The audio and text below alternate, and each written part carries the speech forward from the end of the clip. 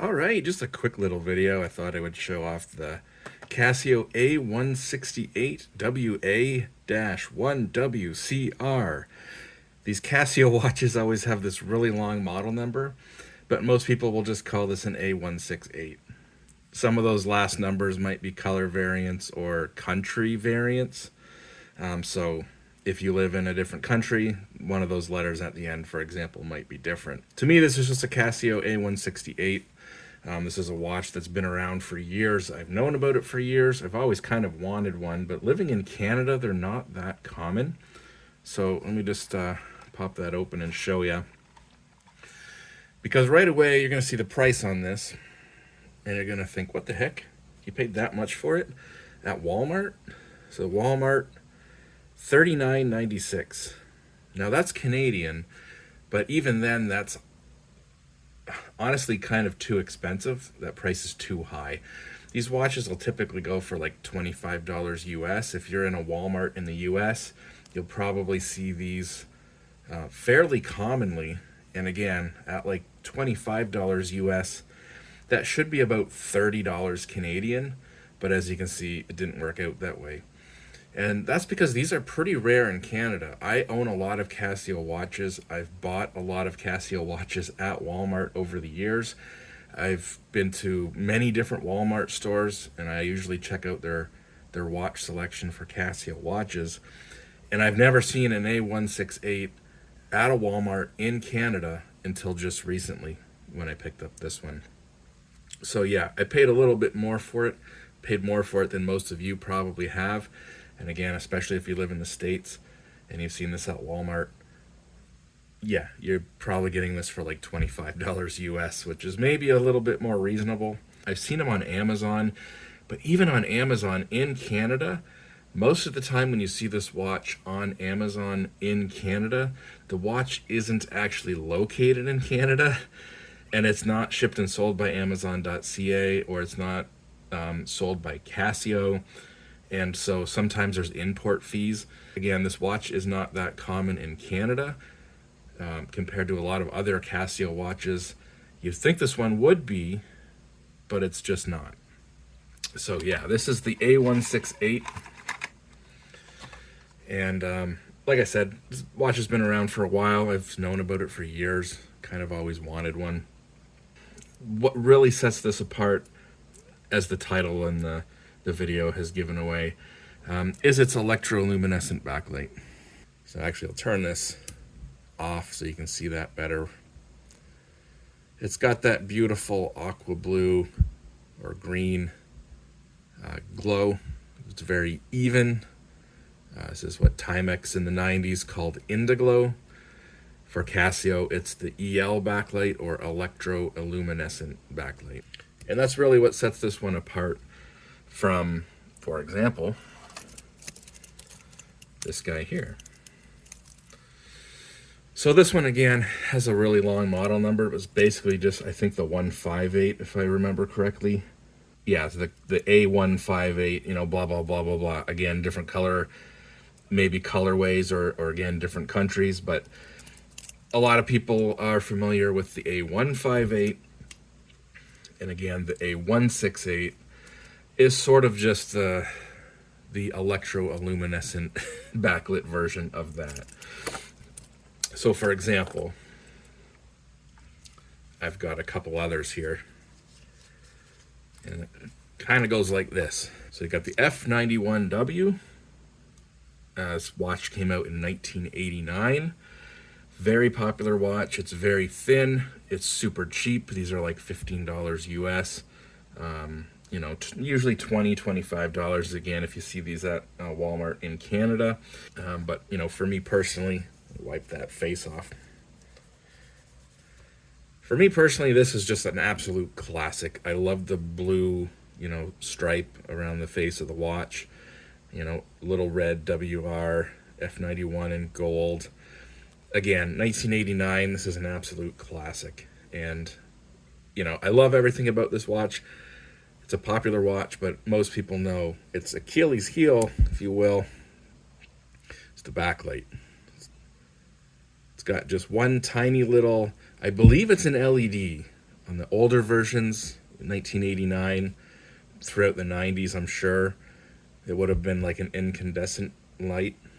I believe it's LED now, but it's a very small light, and there's only one, but it's kind of hard to read the whole thing. The A158, same thing. It's basically the chrome version of the F91W, and it has the same light. So again, in the dark, you can kind of make that out, but it's not easy. Now, if we go like this, this is the F105. Believe it came out in the late 90s. Not 100% sure there, but it's basically the electroluminescent backlit version of the F91W. So the F91W, again, came out in the late 80s. This, I believe, came out in the late 90s. Basically, an updated version with a better backlight. It's a little bit thicker because of that backlight. I don't know if you're going to be able to make that out. I think you can. It's roughly the same size overall. It's a little bit thicker. And if you actually line up the pushers on the side, you can see the pushers are further apart on the F105. So yeah, it might be a hair bigger, but I would say it's basically the same size. I think, lug to lug. Well, yeah, I guess lug to lug. I think it's basically the same size, although the lugs are different. The F91W doesn't have a gap between the lugs. I mean, it does, but it's not exposed. And the F105, as you can see, has the gap between the lugs exposed. And I'm pointing all that out for a reason, as we'll get to. But again, so slightly different case, slightly thicker, with the electroluminescent on it. Now, same thing here. So again, this is the the A158, and it's basically the chrome version of the F91W. As you can see, the pushers are the same distance apart, and again, they have that same poor backlight. The A168 is basically the electroluminescent version of the A158. So again, it's a little bit thicker. But on here, it's the opposite. The A158 has the gap between the lugs, whereas the A168, the thicker one, has it straight on the top. So it's the opposite of these two. Whereas on here, it's the F91, the slimmer one without the EL backlight, that's flat on the top, and it's the updated version with the EL backlight that has the gap between the lugs. And so yeah, and again, this is a little bit thicker than the A158. Now, I like the A158 because it is so slim, and I think with its really slim bracelet, it just sort of matches a little bit better. You can imagine when someone's wearing that. Whereas on here, you got the same slim band, although the band is a little bit different. There are like 8 links on the A158, and they're like a 3-piece on the A168. This is more similar to what I'm wearing right now, is my little Armatron LED. I love this guy here. And, but yeah, very similar looking bracelet to the Armatron. These are all fairly small watches, and actually I'm going to take off my my Armatron just to get that in shot. Again, the Armatron is red LED. I love it. It's very 70s, late 70s, mid to late 70s inspired, and alongside with my gold-faced A158, I love those two together, and they're both, again, sort of late 70s inspired. But yeah, so I've got that out just for size comparison. They're all small watches, but the F105 and the A168 being slightly bigger, a little bit closer to my Armatron, but the band on the Armatron is almost identical to the band on the A168. They almost, the clasps and everything, they're very, very, very, very similar looking, right down to the clasp, and how that all works and how it was put together. They almost look like they came out of the same factory, and I don't know, maybe they did. I do want to point out that these are small watches, and I'm a pretty big dude. Like, I've got 8-inch wrists, and so like there's a lot of bigger dudes that wouldn't wear watches like this, because they think they look girly. They're too small on your wrist. Just to show you there, so that's the Armatron on my wrist. Put the A168 on. There's the A168 on wrist. And again, a lot of bigger guys like me probably wouldn't wear smaller watches like this. And that's fine, but you know, I have fun with them. These aren't the watches that I wear on a daily basis. They're not the watches that I wear to work. These are not beater watches. The watches that I wear to work, I usually wear my Seiko 5 or my my Orient Casio. That's got sapphire. I've got my Long Island watch. What is it? The ISL? I forget the number on it. The pilot's watch I've got. That's like a Flieger Type B dial. That's sapphire. I've got my Steel Dive, sort of Captain Willard Seiko clone. That's sapphire. Those watches, they are a little bit bigger, and those are the ones that I wear on a daily basis. Those are the ones that I wear to work. If they get, you know, hit, they can handle it. They're, you know, stainless steel bodies with, you know, sapphire crystals on them. So those things can take a beating, and I wear those on the regular. These are kind of on my day off, just having a little fun. I like the kind of retro throwback of some of these, and I'm a big fan of the electroluminescent backlight. So,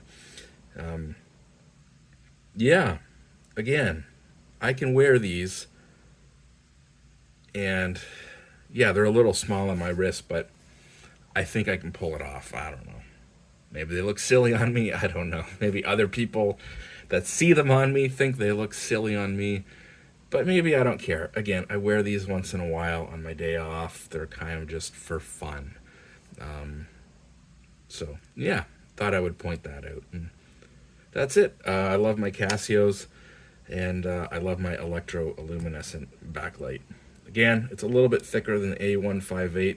It kind of looks maybe a little strange. It's almost a little too thick, but the ones with the electroluminescent backlight usually are a little bit thicker. Again, kind of goes like this, doesn't it?